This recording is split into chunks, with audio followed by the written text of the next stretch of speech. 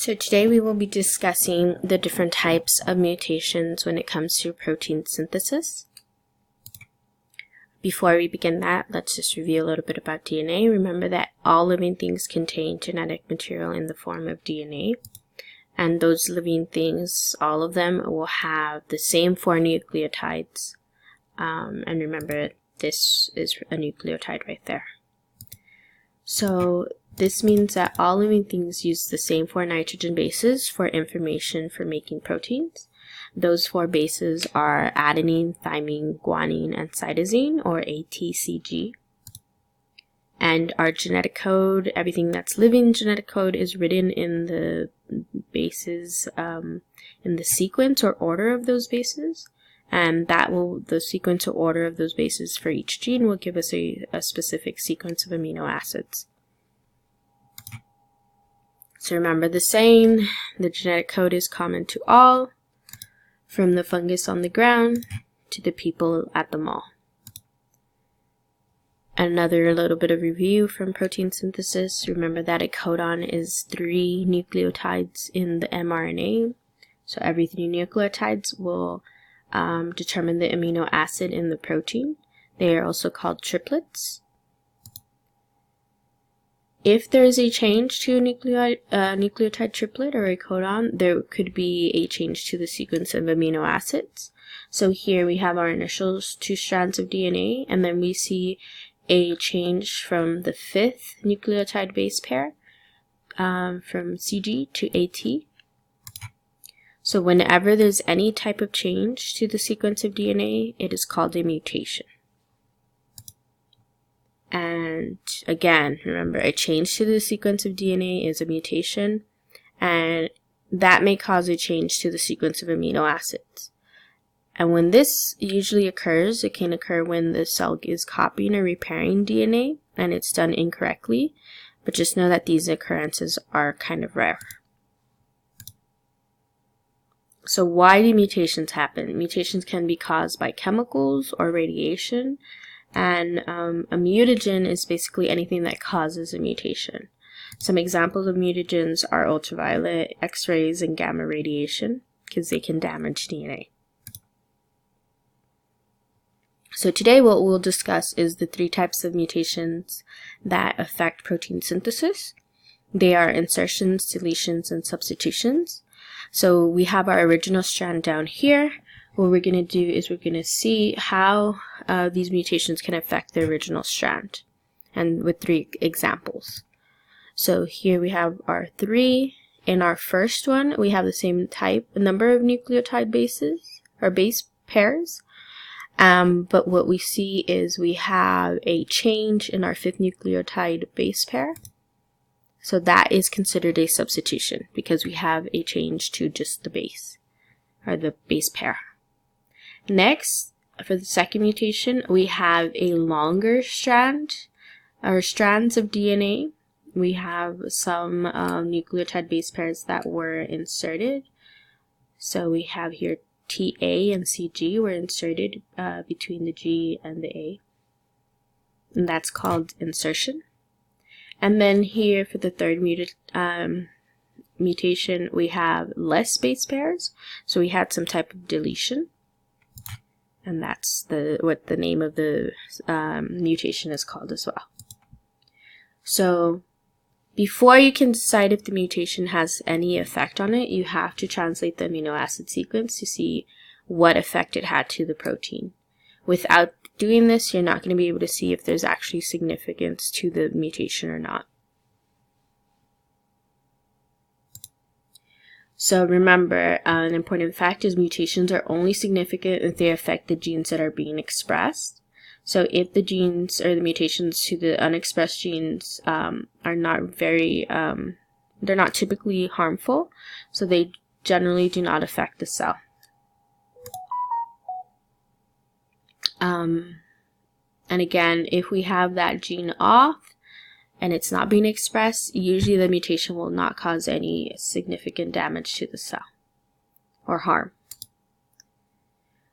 So types of gene mutations. The section of a gene that codes for a protein is known as reading frame. So you can look at the actual gene, and that will give you the amino acid sequence, and that would be called the reading frame. So this frame contains all of the codons, which are the nucleotide triplets. So frame shift mutations, they are either insertion or deletion of the nucleotides that is not divisible by 3. So what we see is if we have, like for example here, we're going to have a deletion. In that case, now we don't have the same number, so we don't have the same number of codons. We have one less codon, and then everything was shifted as well. So remember, frame shift is insertion or deletion. We cause a shift in the reading frame. So if we delete or insert, we're going to have to move some of the letters over. That's going to cause us to maybe not have enough letters for certain numbers of codons. In this case, we have 2 nucleotide without a third, so we don't have a codon here. And remember, they can change all of the amino acids that follow. So in this case, we started with met, and then we're supposed to have I think glutamine, but then we end up with lysine. So that's completely different, and then the rest is different as well. Next, we have substitutions. So they involve just changing one single base pair. They're also called point mutations. So if you see point mutation, that's a substitution. And there can be a lot of things that happen from substitutions. So the first type of point mutation or substitution is the missense mutation. This changes the identity of one of the amino acids. So missense, because we're mistaking, you know. In this case, we have our original DNA sequence. We have cat. Our fourth cat, we changed the A to a C. So instead of having histine, we end up with histine, proline, and then that's all that was changed. Only one amino acid.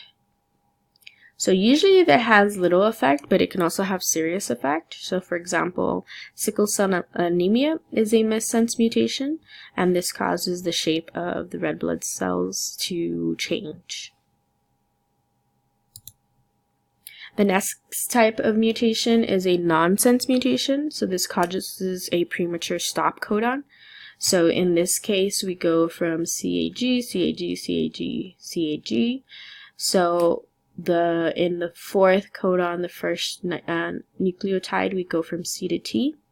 This causes our premature stop, and that makes the protein shorter than normal, and it typically does not function correctly.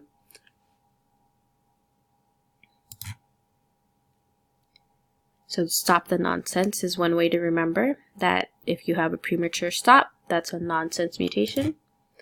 And then the last type is a silent mutation. So in this type, we don't have any change to the amino acid sequence, even though we do have a substitution. So we have no effect that can be observed in the protein. So for example, here we have ATG, GAA, GCA, CGT for our DNA, and then that codes for methionine, glutamine, alanine, glycine. But then when we change the third nucleotide in the second codon from GAA to GAG, we still end up with glutamine. So that doesn't cause any change to our protein. And that's why we call it silent, because we still end up with the same amino acid sequence. So here are some questions, and we're looking at some mutations that happen, and we want to know what these mutations will cause. So will they cause it to be shorter? Do we have a nonsense because we're stopping short? Do we have only one amino acid change? Will nothing change because we have a silent mutation? Or the identity is more than one? So do we have multiple amino acid changes? And then what type of mutation would it be? So in the first one, when we look at our codons or our triplets, we end up coding for proline, leucine, threonine. And then when we have our change from UUG to UAG, we get proline and then a stop. Because it's premature, it's going to be shorter, so it would be A. And then what type of mutation? This would be, since we're stopping, it would be a nonsense mutation, because remember, stop the nonsense. For this next question, we again have another mutation that's happening here. And we go ahead and read our codons. So we end up with threonine, alanine, phenylalanine. And then even though the mutation happened, we still end up with the same amino acid sequence, threonine, alanine, phenylalanine. So that would be C. The amino acid sequence would remain unchanged. And then what type of mutation? Because we don't have any change, even though we had a mutation, our amino acid sequence is the same. This would be a silent mutation. Okay, make sure you wrote everything in red and in green, and I'll see you tomorrow.